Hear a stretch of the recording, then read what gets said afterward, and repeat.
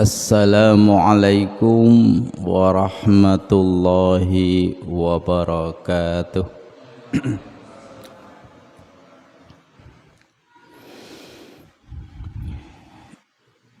Innal hamdalillah na'maduhu wa nasta'inuhu wa nastaghfiruh wa na'udzu billahi min sururi anfusina wa min sayyiati a'malina may yahdihillahu fala mudhillalah wa may yudlilhu fala hadiyalah.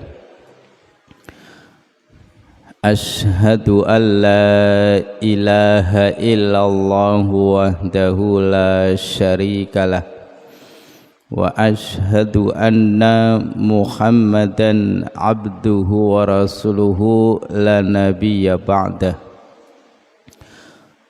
Allahumma salli wa sallim ala nabiyyina wa maulana Muhammad wa ala alihi wa ashabihi wa barik wa sallima tasliman katsira.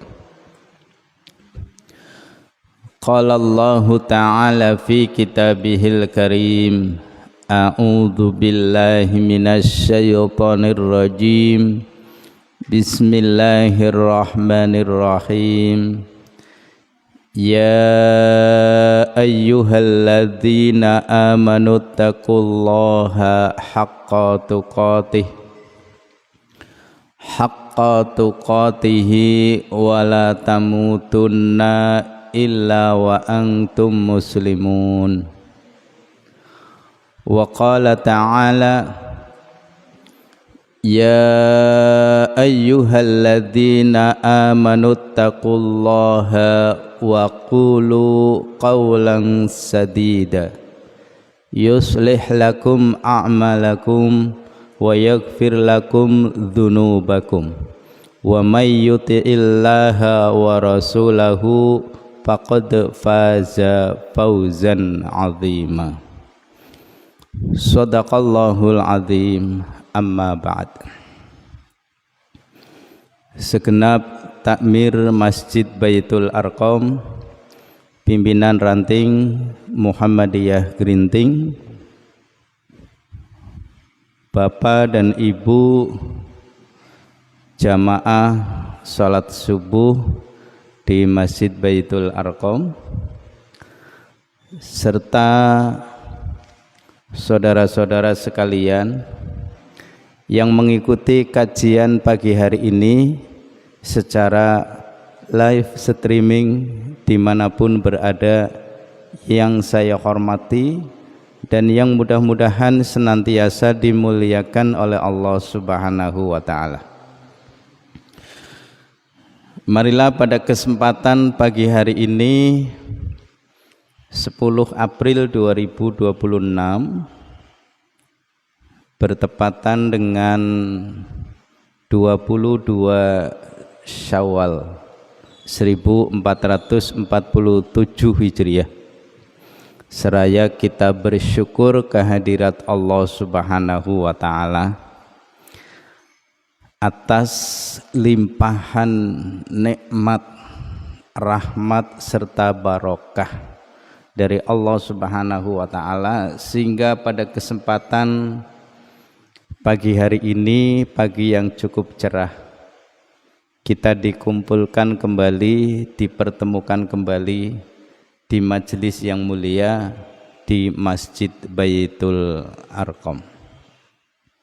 Bersyukurlah Bapak dan Ibu yang masih bisa menyempatkan diri, dan kesempatan ini merupakan kenikmatan dari Allah kalau kita masih bisa untuk melaksanakan sholat subuh secara berjamaah, dilanjutkan dengan kajian Jumat pagi.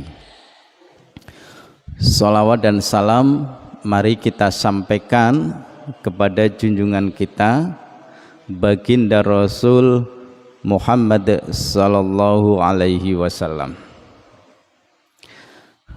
Bapak, Ibu, saudara-saudara sekalian jamaah salat subuh yang saya hormati, pada kajian Jumat ini kita akan menyampaikan hadis yang kedua di kitab hadis Arba'in. Pada Jumat yang lalu hadis yang pertama perihal tentang niat. Setiap amal itu tergantung kepada niatnya. Nah, untuk pagi hari ini Bapak dan Ibu, yaitu perihal tentang masalah Islam, iman, dan ihsan. Ya. Jadi 3I: Islam, iman, dan ihsan. Hadisnya agak panjang Bapak Ibu, tapi tetap akan saya bacakan. Sekalipun hadisnya panjang, insya Allah akan saya bacakan Bapak Ibu. Bismillahirrahmanirrahim.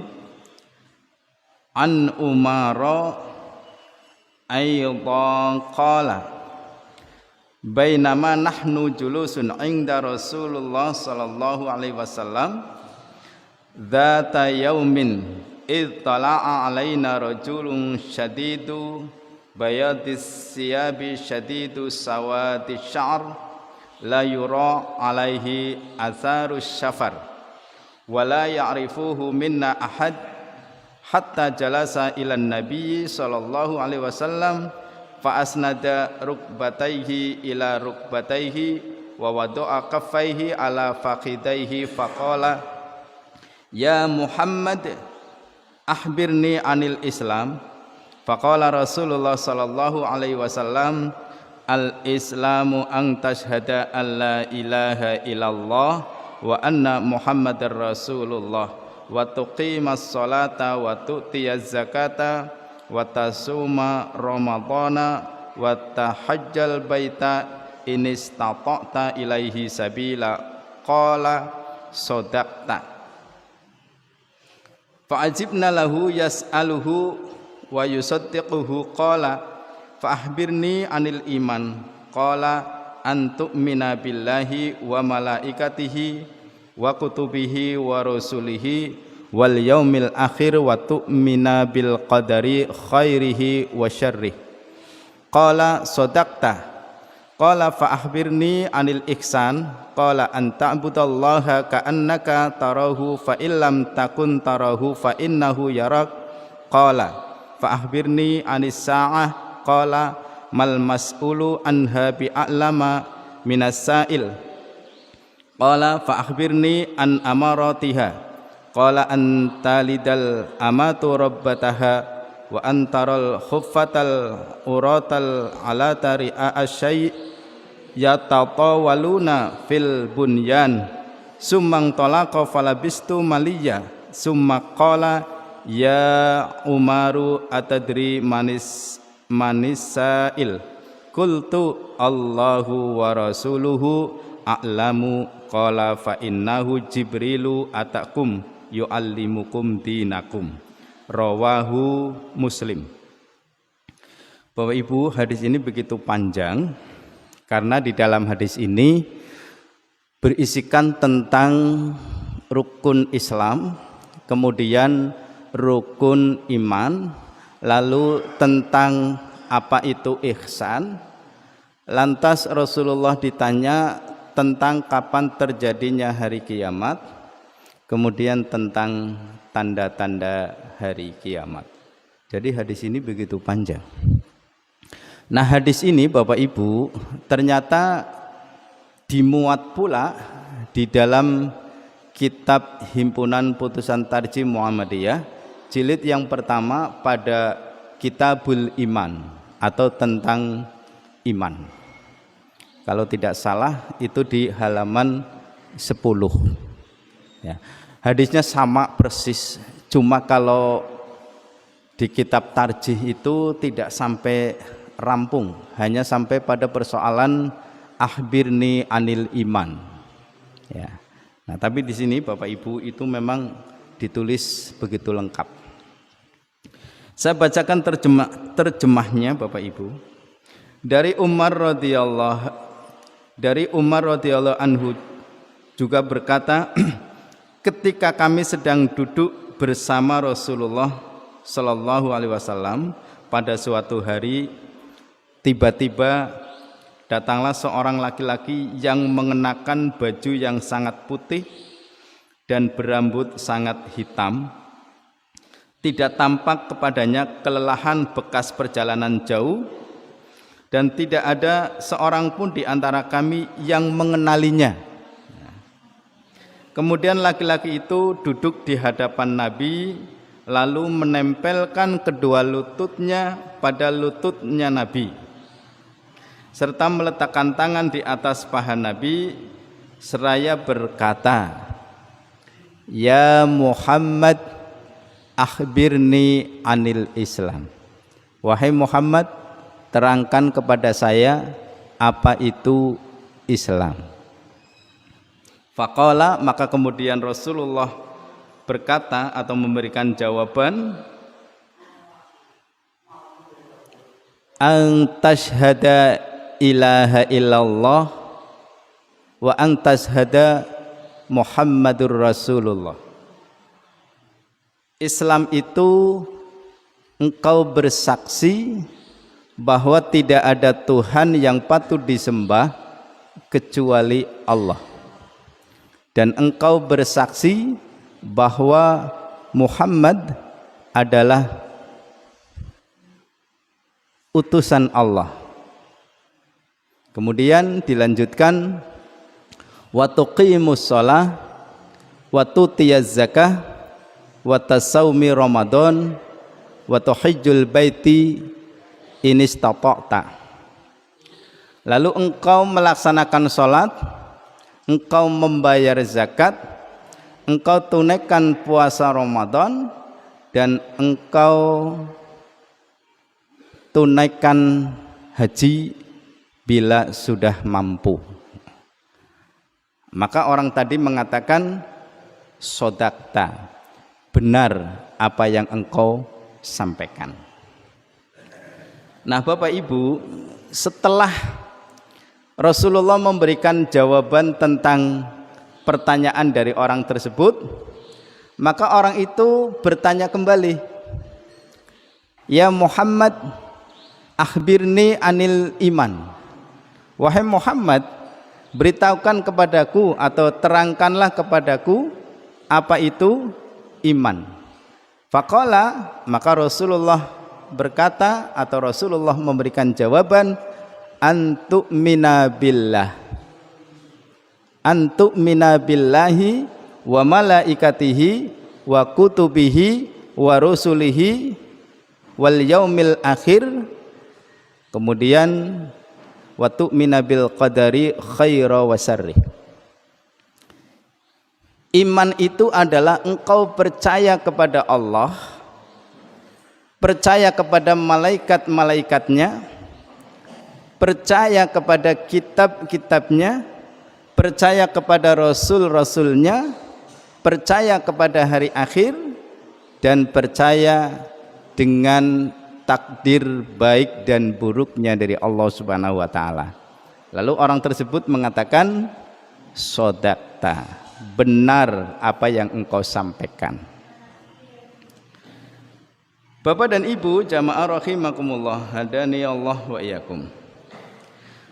Kemudian orang tersebut bertanya kembali kepada Rasulullah, akhbirni ya Muhammad, akhbirni anil ihsan. Wahai Muhammad, beritahukanlah kepadaku apa itu ihsan. Lalu Rasulullah menjawab, ihsan adalah engkau beribadah kepada Allah seakan-akan engkau melihatnya. Jika engkau tidak melihatnya, maka sesungguhnya Allah melihatmu. Laki-laki itu berkata lagi, beritahukan kepadaku tentang hari kiamat, kapan terjadinya. Lalu Nabi menjawab, yang ditanya tidak lebih tahu dari yang bertanya. Artinya perihal tentang kapan terjadinya hari kiamat, Rasulullah justru membalik, ya, membalik. Yang ditanya tidak lebih tahu dari yang bertanya. Artinya tentu yang bertanya itu jauh lebih paham dari yang ditanya. Ketika Rasulullah ditanya tentang kapan terjadinya hari kiamat. Kita lanjutkan dulu Bapak dan Ibu. Yang berikutnya, laki-laki itu berkata lagi, beritahukan kepadaku tentang tanda-tandanya. Lalu Nabi menjawab, jika seorang budak melahirkan tuannya, dan jika engkau melihat orang berbaju compang-camping, miskin dan penggembala kambing berlomba mendirikan bangunan yang megah. Kemudian laki-laki itu pergi. Nah, setelah ditanya tentang tanda-tanda hari kiamat, lalu dijawab oleh Rasulullah, lantas orang itu pergi. Beberapa saat setelah kepergiannya, Nabi berkata kepadaku, wahai Umar, tahukah engkau siapa yang bertanya tadi? Aku menjawab, Allah dan Rasulnya lebih mengetahui. Nabi berkata, dia adalah malaikat Jibril yang datang untuk mengajarkan kepadamu tentang agamamu. Hadis riwayat Muslim. Nah, Ibu Bapak, jadi hadis ini berisikan tentang yang pertama, apa itu Islam, ya.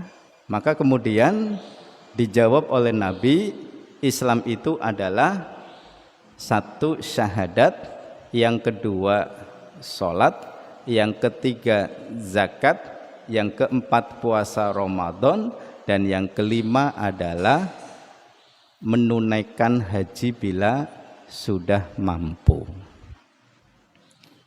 Lalu hadis yang kedua, isi dari hadis ini yang kedua adalah perihal tentang iman.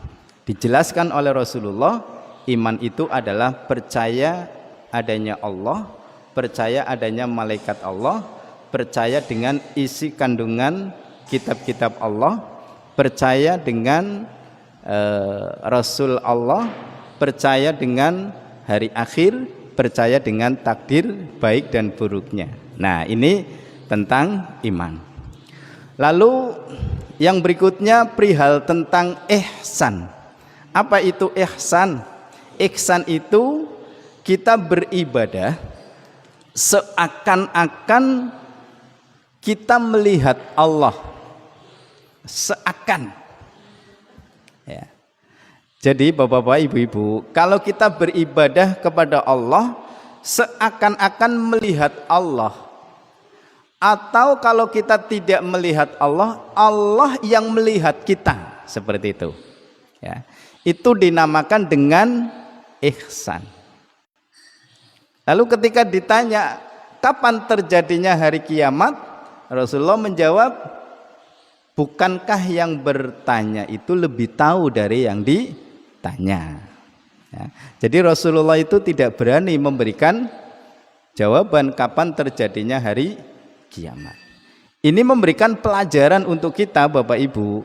Kalau kita ditanya lalu kita tidak tahu sama sekali, maka tidak boleh kemudian kita memberikan jawaban, sekalipun jawaban itu terkesan, mohon maaf, ngawur, ya. Makanya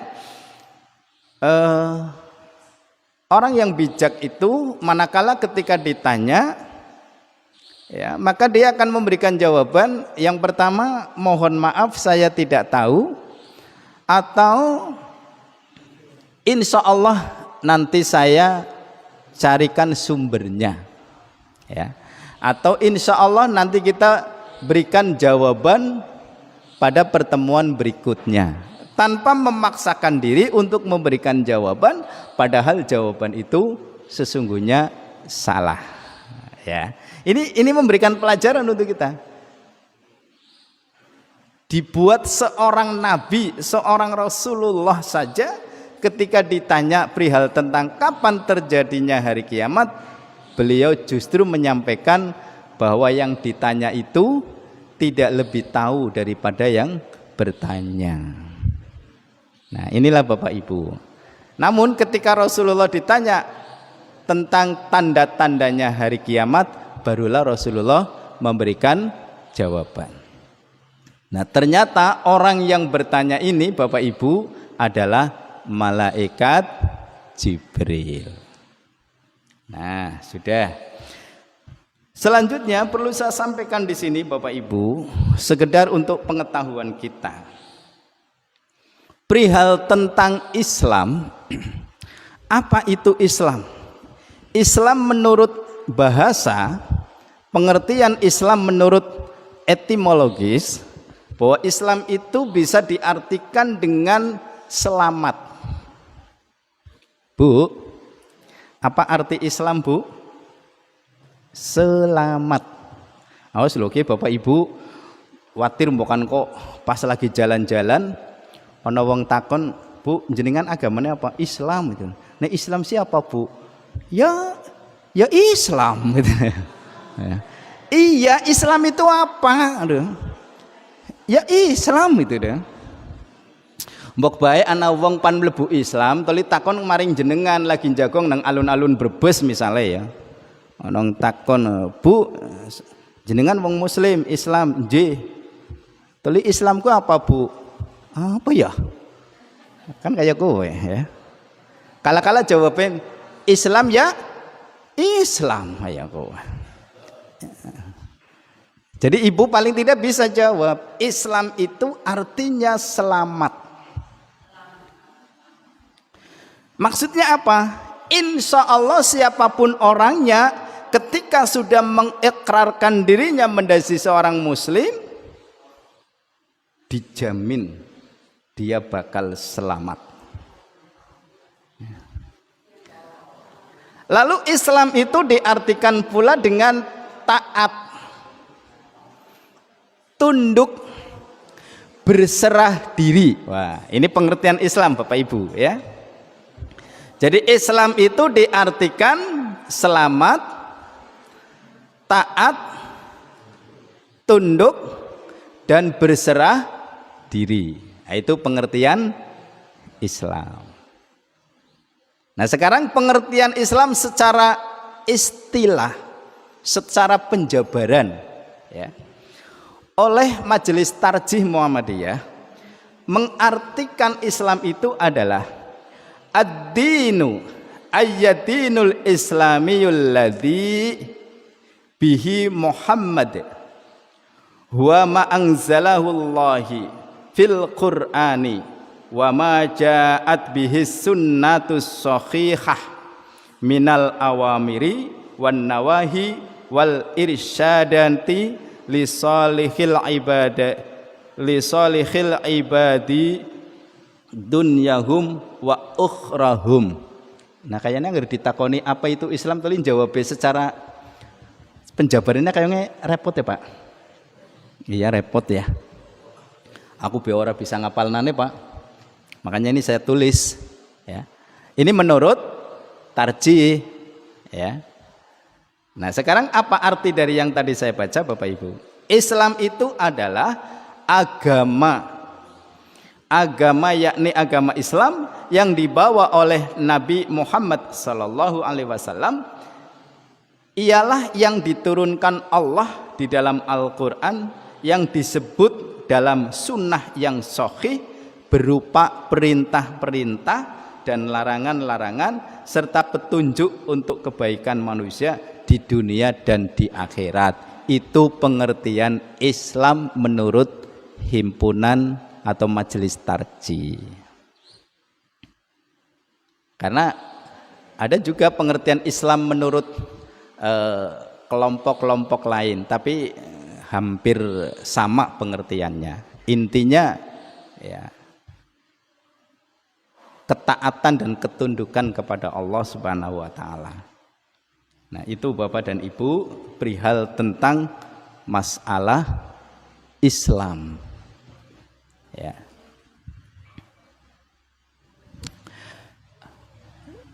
Kemudian ada seorang muslim Bapak dan Ibu, tetapi bagi dirinya belum sepenuhnya taat dan tunduk dengan ajaran Islam itu sendiri. Ya. Dia sudah muslim. Kira-kira ada enggak Pak Bu? Dia sudah muslim tapi belum sepenuhnya mentaati dan tunduk dengan ajaran Islam itu sendiri. Padahal sebenarnya kalau dia perbuat bukan tidak mampu, tapi sudah mampu. Contoh Bapak Ibu, contoh yang paling gampang dan tidak perlu modal itu tentang sholat. Kira-kira masih adakah seorang muslim yang belum sholat? Banyak. Bukan ada tapi banyak. Seorang muslim tapi belum mau sholat. Seorang muslim tapi belum mau berpuasa Ramadan. Seorang muslim padahal dia sudah mampu untuk mengeluarkan zakatnya tapi tidak ia keluarkan. Seorang muslim sebenarnya dia sudah mampu untuk berhaji. Wis pekayane wis pirang-pirang. Tapi harus ditakoni, sampean bisane durung haji? Ya wong durung daftar. Lah bisane durung daftar, yang durung kiyeng den sih bisane durung kiyeng harta bendane wis saporete. Ari durung kiyeng sih. Ya. Wong durung niat sih gitu ya. Banyak alasan. Ya. Maka orang-orang yang seperti ini betapapun dia seorang muslim ya, itu dinamakan orang yang fasik. Ya. Atau dia seorang muslim tetapi dia masih melakukan perbuatan-perbuatan maksiat. Ya. Maksiatnya masih minum minuman keras ya masih, berjudi ya menjadi hobinya, lalu apalagi itu ya, berzina juga mungkin ya. Nah, orang muslim yang seperti ini itu dinamakan dengan fasik. Fasik itu orang muslim yang belum mentaati sepenuhnya dengan ajaran-ajaran Islam. Bukan karena tidak mampu loh, ya, bukan karena tidak mampu secara syar'i, tapi memang karena kemalasannya. Nah, itulah Bapak Ibu. Kemudian yang berikutnya kita berbicara tentang iman Bapak Ibu ya. Nah, pengertian iman menurut bahasa ya, itu artinya percaya. Kenapa Bu? Tadi kalau Islam itu artinya selamat, tunduk dan taat serta berserah diri. Ya. Nah, sekarang arti iman itu percaya. Atau iman itu diartikan pula yakin. Ya. Nah, Bapak dan Ibu, apa yang perlu dipercaya? Apa yang perlu diyakini? Percaya dan yakin bahwa Allah itu ada akan adanya. Ya. Karena ada sebagian orang yang tidak mempercayai keberadaan Allah, masih meragukan. Nah, kalau kita yakin bahwa Allah itu ada, bahkan sesungguhnya Allah itu dekat. Wa idza sa'alaka ibadi anni fa inni qarib. Ya. Ketika Rasulullah ditanya tentang Allah, maka Rasul menjawab Allah itu dekat. Kalau kita mau meminta kepada Allah, Allah kasih gitu ya. Itu ada. Dan ternyata jumlah malaikat itu banyak sekali Bapak Ibu. Hanya yang diketahui oleh kita cuma 10. Kemudian mempercayai tentang kebenaran kitab-kitab yang diturunkan oleh Allah.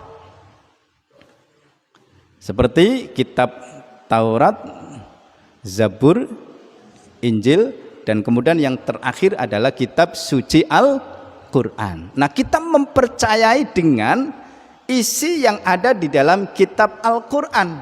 Apa itu tentang perintah, apa itu tentang larangan, apa itu tentang teladan, kisah teladan terbaik orang-orang terdahulu, apa itu Al-Quran berbicara tentang akhirat dan lain sebagainya. Kita meyakininya akan kebenaran Al-Quran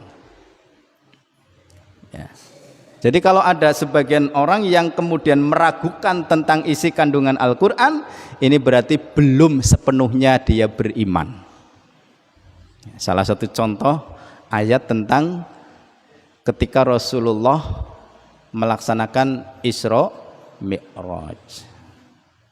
Nah, kemudian percaya dengan utusan-utusan Allah. Para Rasulullah, para Nabi, Rasul itu kan utusan-utusan Allah. Betapapun kita tidak pernah berjumpa dengan seorang Nabi dan Rasul, atau kita berjumpa langsung dengan Rasul Muhammad SAW, tapi kita mempercayai. Nah, kemudian mempercayai tentang hari akhirat, alam barzah, dan seterusnya. Dan yang terakhir adalah takdir Allah. Nah, Bapak Ibu jamaah rahimakumullah, di dalam Al-Quran surah Al-Anfal ada beberapa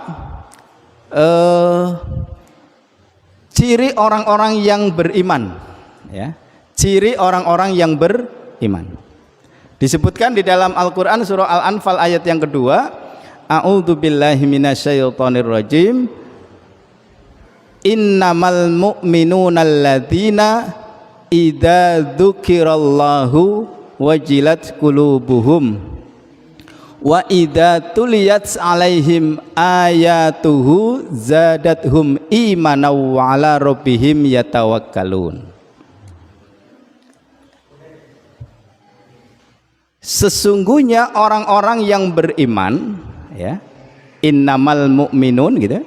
Sesungguhnya orang-orang yang beriman apabila disebut nama Allah, idza dzukirallah wajilat qulubuhum, maka bergetarlah hatinya. Bapak-bapak, ibu-ibu, ketika disebut nama Allah, kira-kira hati kita bergetar apa tidak? Ketika disebut nama Allah, oleh kita nyambung apa enggak? Ya.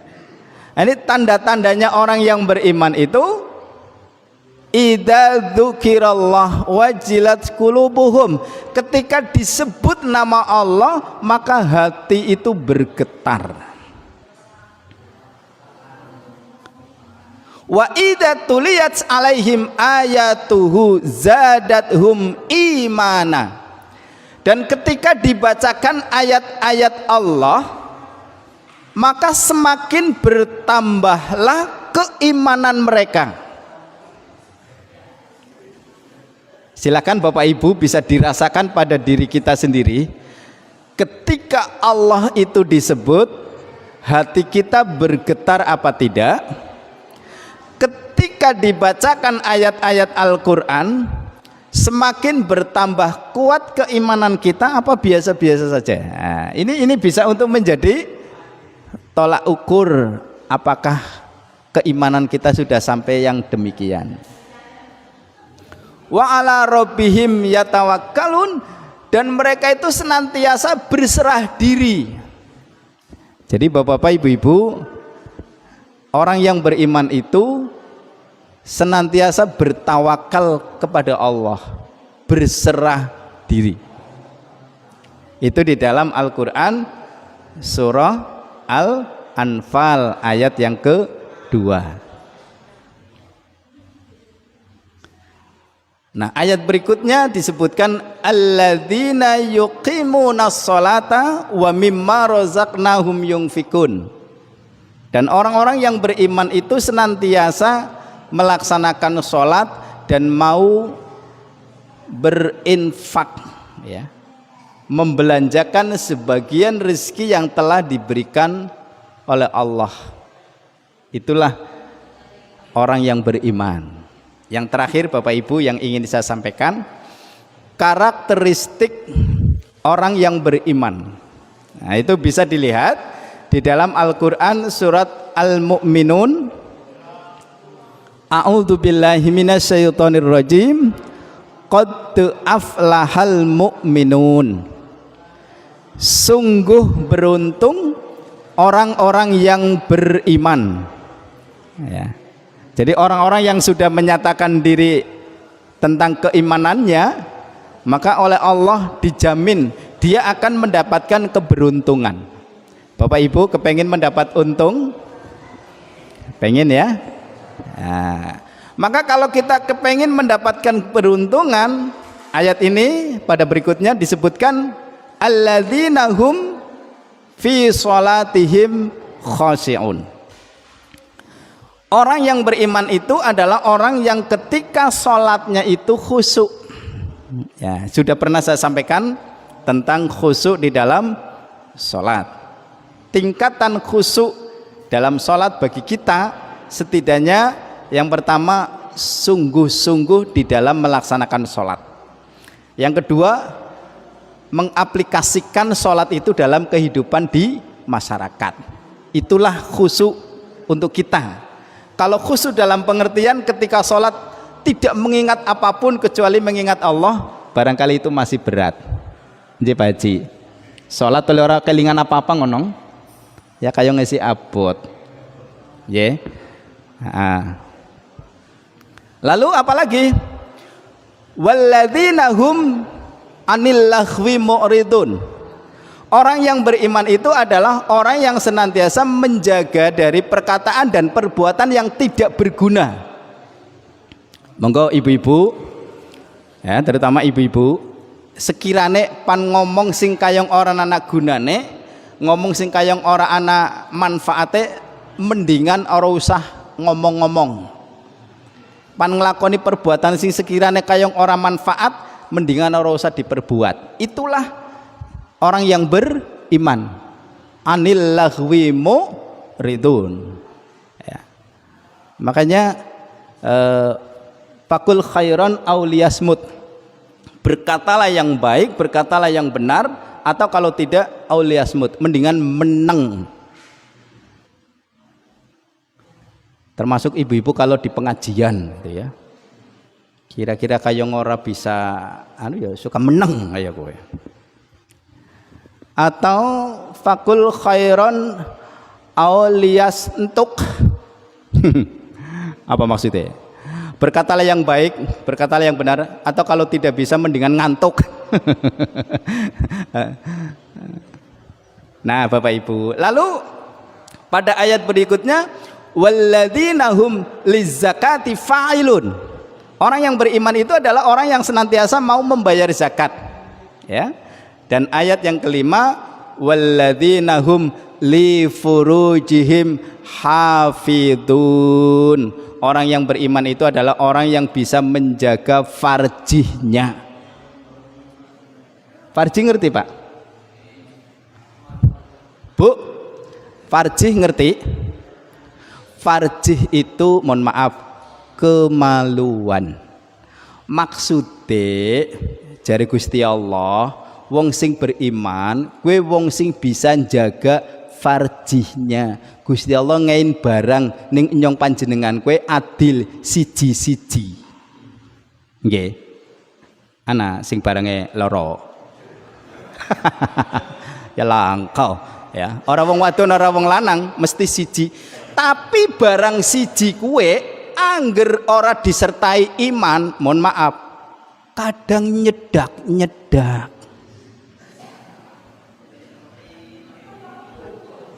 kayak kebo ya. Lah nyedake barang kiye gawe geger wong sejagat ya. Karena apa? Nggak bisa dijaga, nggak bisa menjaga ya. Makanya orang yang beriman itu adalah walladzina hum li furujihim hafidun. Orang yang beriman itu adalah orang yang senantiasa bisa menjaga farjinya, kemaluannya itu dijaga. Mulane bisane akeh cerita, mohon maaf ya, ana wong selingkuh, ana wong berzina, ana wong macam-macam, itu gara-gara tidak bisa menjaga. Sampun nggih Bu nggih? Mpun angsal sarapane nggih. Nggih. Garing rupane kaya anak endo nggih ya.